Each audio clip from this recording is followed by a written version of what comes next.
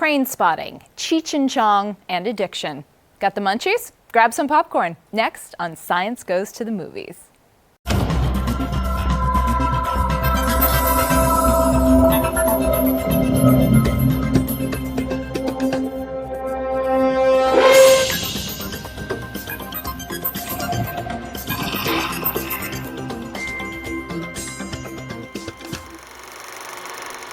Welcome to Science Goes to the Movies, a look at the stories of science and how they change our culture. I'm Faith Saley.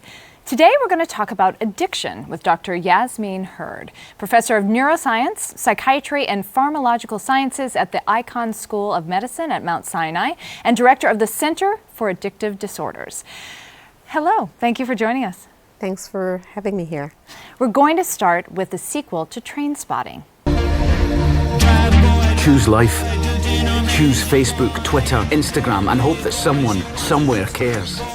Based on the novel Porno by Irvine Welsh, the film follows Danny Boyle's 1996 flick Trainspotting and features the same cast of addicts as they move into the world of pornography. So early on in the first Trainspotting film, this character, Mark Renton, played by Ewan McGregor, drops a capsule of heroin into the filthiest toilet in all of the United Kingdom and then dives down into the filth to retrieve it. That is, honestly, that's about all I remember from my first viewing in 1996. That is one of the most disturbing scenes in many movies. And I can't even look at it myself. Is this typical behavior for an addict? Or a typical look at an addict's life? It ranges. I mean, there are people, the one thing they have in common is that they will do anything to get that drug, to get that hit. Luckily, most people, or probably not luckily, most people don't go through those types of things in terms of the filth to get their heroin, but some do, and they will, like I said, they will go through anything just to get that hit. So I think in part it does represent what an addict, someone addicted to heroin will go through just to get it. The characters in Trainspotting, they will give up anything for their addiction. How do drugs, hijack our natural sense of self-preservation? The neurobiology of addiction is basically drugs tricking the brain into thinking that they've gotten something that was naturally rewarding. Our reward networks are activated, but they activate it in such an extreme amount compared to natural rewards. And so that your brain says, I want that again and again and again because it's so intense that what the drugs do. So they completely hijack our reward system, especially in the beginning phases of going down that path for addiction. And so, most drugs of abuse mimics what our natural endogenous reward systems do and completely hijacks them. Can drugs irrevocably hijack our reward system so that our brains and our bodies can never quite recover? From a lot of the research that we see, it does appear that once you have gone down a path for a very long time, it takes a very long time for your reward system to get back to normal if it ever does. So, the adage that people say all the time, once an alcoholic, always an alcoholic, in part that's true. The memories that are there associated in your neural networks that contain those memories and the reward pathways that are altered, they're there for a long while. So even if you haven't taken the drug, those parts of your brain are still sensitive to the cues that would initiate the memories and therefore the craving and the drive to get the drugs. And if you ever relapse, your brain remembers it in a way that a person who had never seen the drug would not respond to it in the same way. So yes, there are fundamental changes that the drugs take over your natural reward networks and your natural cognitive networks that maintain normal behavior in part. So clearly there's a hijacking. And are people who become addicts more wired to receive some kind of a bigger reward? You ask an interesting question because in part there's a chicken and egg phenomenon with addiction because there are people who clearly were vulnerable to becoming addicted because their brains were a little bit different, either because of environmental stresses and traumas early in life, genetics that they inherited of vulnerable genes, a number of things that increases your vulnerability, so that their brains are different the first time they've ever taken a drug. And they could take the same drug as many of their friends who go on and never have a problem, but the first time they take it, they have a completely different response. It's like, wow. And then the opposite, you have that people who did not have a vulnerability per se, but repeatedly take the drug. Why? They're at a party, they get a drug, then the next party, and so on. And for certain drugs, no matter even if you don't have a vulnerability, if you keep taking the drug, you're changing your brain. Yeah. So yes, it's both that happens. Once your brain becomes dependent on this drug, it's different from when you first took the drug, and it will respond differently. In one particularly horrific turn of events in Trainspotting, the junkies allow their child to die.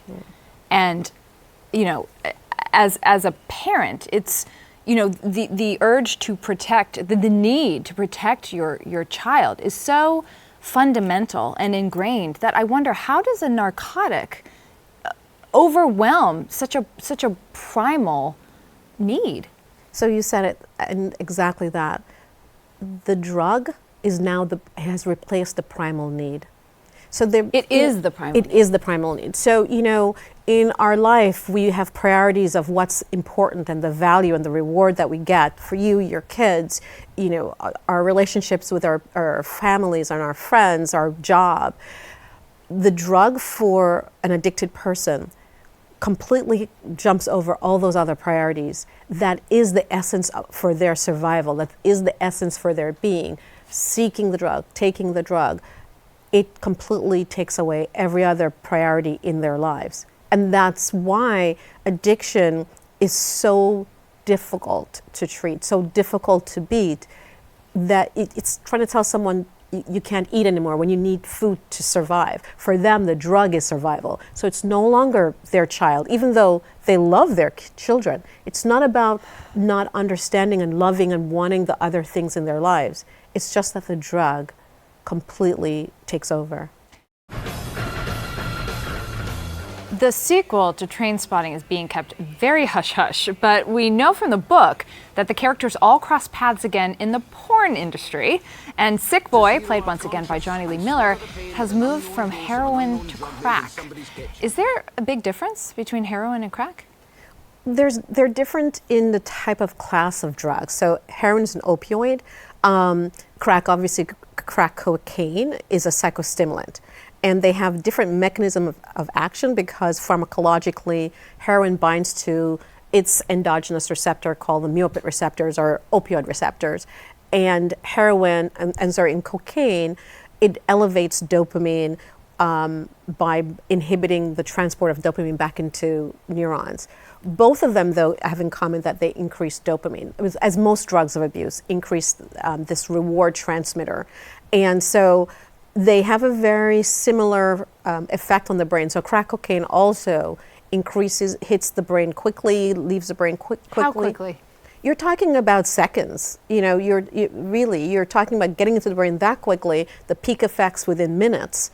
And so this is why they're very addictive.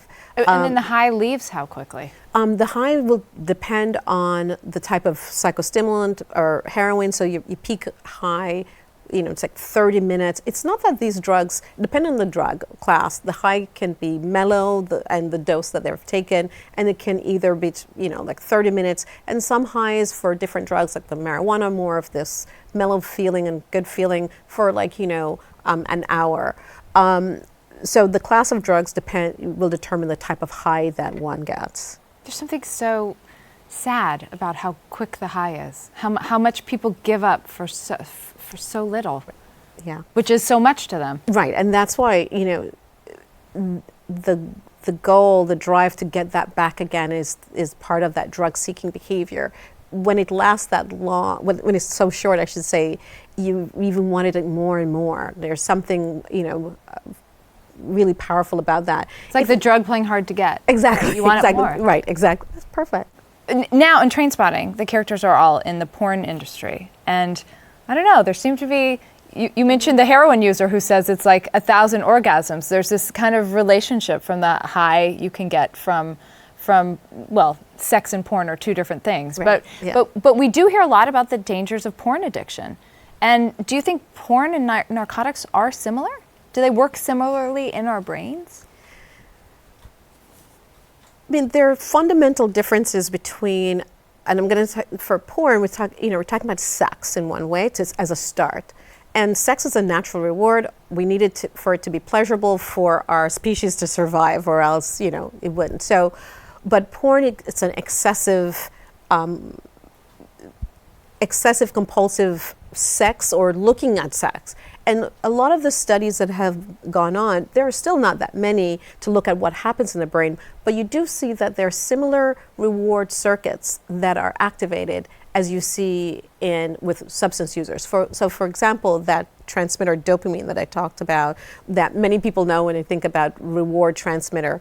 Actually, for people who are porn abusers, their dopamine system looks like you would see in a drug addict. So there's some definite similarities, and also the prefrontal cortex, that part of our brain that's important for inhibitory control, that's also looks like a lot of people who do drugs. So there are definitely similarities. The drugs, though, as I said, those are really powerful pharmacological agents, so they have definitely a very powerful effect on these neural circuits, perhaps than porn does. But they definitely recruit similar networks, which is intriguing.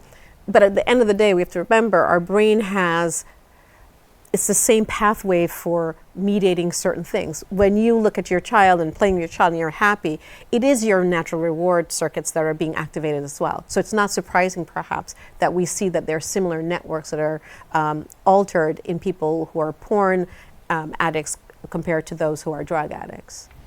From Cheech Chong to Pineapple Express, the stoner movie has shown us a huge cast of lost but affable pot smokers stumbling through life. Cinematic pot smokers are such, fun, charming, stupid guys. And they're guys. They're mostly guys. That's true. Is that statistically correct? Are most pot smokers in real life dudes? Yeah, they are. However, in really most substances of abuse, males abuse more than women. And I think that there is a social society aspect to that we can come back to if you're interested. But I think that the female brain is very sensitive to drugs. So it's a good thing that we're probably a little smarter, that we don't try the drugs as much as the guys do. Perhaps they're more riskier in their behavior, and so they get into the addiction. But you do definitely see a larger number of girls smoking marijuana than you had in the past. So, in coming years, those numbers might change, but for now, there are definitely more guys that smoke marijuana than girls or than women, but younger populations, you're seeing more females. Why do you think that is? I think it's just our society. Like you said, the movies, they're fun, and our society today, we're having these huge debates about the legalization of marijuana. So I think it's a lot of teens today don't think that marijuana is that risky. In fact, more teens today think that cigarette smoking is worse for you than smoking marijuana. Is that true? For certain things, absolutely. Tobacco, the lung cancer, all of the things that we've educated our population to say this is not healthy. We still don't know the full extent of marijuana's impact on health. There's just not that much research. Ironically, we think that there's a lot of research on marijuana because it's been around for so long, but we don't even have, not even a quarter as much research done on marijuana as we do for cigarettes or alcohol.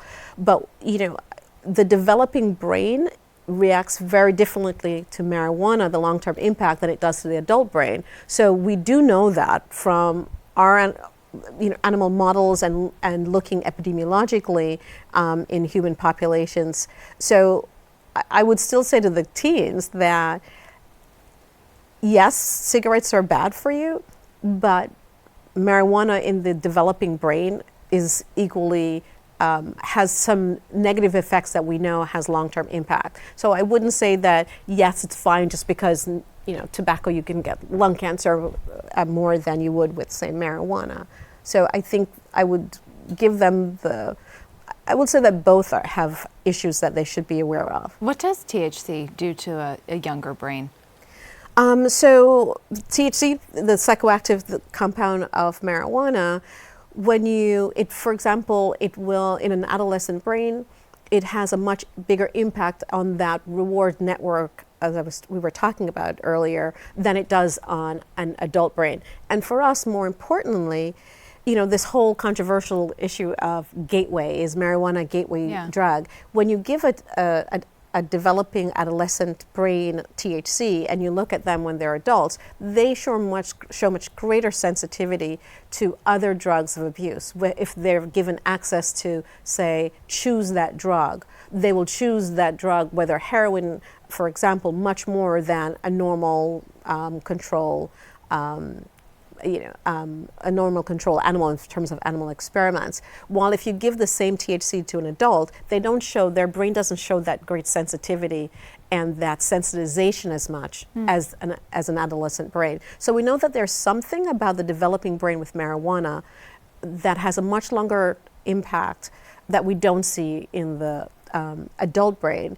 And remember, one of the things about the adolescent brain, it's the prefrontal cortex also is still developing a lot. In fact, our prefrontal cortex doesn't fully achieve maturity until their mid-20s. So you can tell your kids they have a long time to go. So that perhaps may be one of the reasons why marijuana during adolescence, we see much greater effects than we see in a fully adult brain. Since 1990, marijuana has been scheduled as a class 1 substance. Mm-hmm. What does a schedule of substances mean? It's a categorization of drugs that might have abuse potential. So they're categorized from Schedule 1 to Schedule 5. Schedule 1 being drugs that have the highest abuse potential and have no medicinal value, that there's no medical value established as yet. That's Schedule 1? Yes. Okay. So that, and to be honest, marijuana, there's, like I said, the catch-22 of it all is we haven't done that much research, so it's not established for medical use. Why is medical marijuana legal in some states? Because of our society thinking that because it's just like nicotine and alcohol, so why is it banned? And that the government has scared us with a lot of propaganda in the past that marijuana you would jump off buildings and it was like a narcotic. So I think that people are wary of why is it a Schedule 1 drug, but they've failed to realize that the Schedule 1 terminology was set for it had to have some sort of established medicinal value. And right now there are studies going on, but people think that marijuana can cure this and cure that, but it's never been proven. Ironically, in our own research, we're studying a particular component of the marijuana plant, cannabidiol, for seeing if it can help against heroin craving and seeking behavior. And it's been interesting, the results. So they're coming, but there's nothing established on marijuana. So that's why it's Schedule 1. Should it be Schedule 1? Do you think that's the right place for pot? If we keep that definition for Schedule 1, yes. Is it as abusive? Does it have the abuse potential as heroin, which is also Schedule 1? No. And it doesn't produce the mortality as heroin. So if the categorizations change, it should not be Schedule 1. And perhaps, and this is another thing I think that people fail to remember, marijuana is a plant that has many chemicals. So there's a difference if we say, should THC be Schedule 1 or cannabidiol and the other cannabinoids in marijuana be scheduled? Because cannabidiol does not have any abuse potential that we've seen. So that perhaps should be taken out of Schedule 1. So if you break up marijuana, the components of marijuana, that's how you get around it. But the plant itself is kind of tough to even give medicinally. There are a lot of nuances with, telling someone smoke this, for medicinal value. So just so I understand you, Schedule 1 is a substance that has very high potential to be addictive? Yes. And you said that includes, Schedule 1 includes cigarettes? No. No? Heroin, LSD, and marijuana, for And example. But so this is blowing my mind because marijuana is becoming legal in more and more places. Yeah. LSD is not. Heroin is not. No, exactly. So just so I understand, for point of reference, what's Schedule 5? Give me an example of some of the Schedule 5. Some of the, say... Reality shows? Exactly. It's good. So some of the some prescription medications that are opiates that might have long-lasting effects that are very controlled and low abuse potential are fairly Schedule 5. benign. Okay. Yeah. But the reason that I think marijuana has become this anomaly is because it's, movies have made it into this. It's the fun guys. Yeah. It's but it started from then the reefer madness that I saw before, that the government had this whole thing of reefer madness, which yes, a subset of people, a small subset, are much more vulnerable to that. Paranoia kind yes, of, yeah. absolutely. So you think it was backlash that exactly. all these movies came out where, hey, it's just people having a good exactly. time. And then, in the 60s, 70s, the peace, love, flower generation started smoking marijuana and realized, wait, we're not all jumping out of buildings. Hey, wait, we're not all transitioning to heroin. So there are subsets of people who are absolutely much more vulnerable to marijuana abuse and the things that go along with it, perhaps also the gateway. There's definitely potential for that.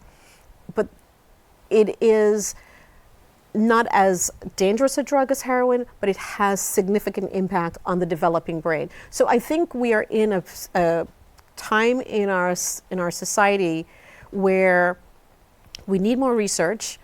Unfortunately, we're now having citizens decide and vote whether something should be legal, while we've never had that for any other drug. So and uninformed citizens.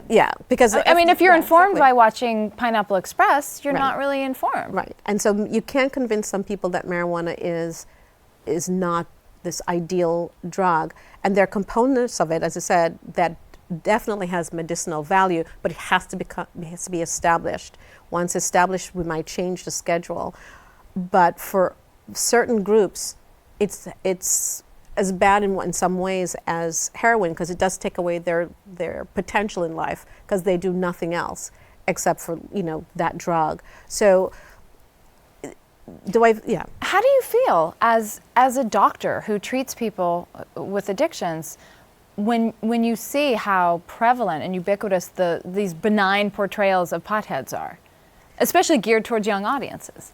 So I think it's more, again, it comes back to the issue of being informed. And I think that movies are made to entertain, and they entertain in different ways.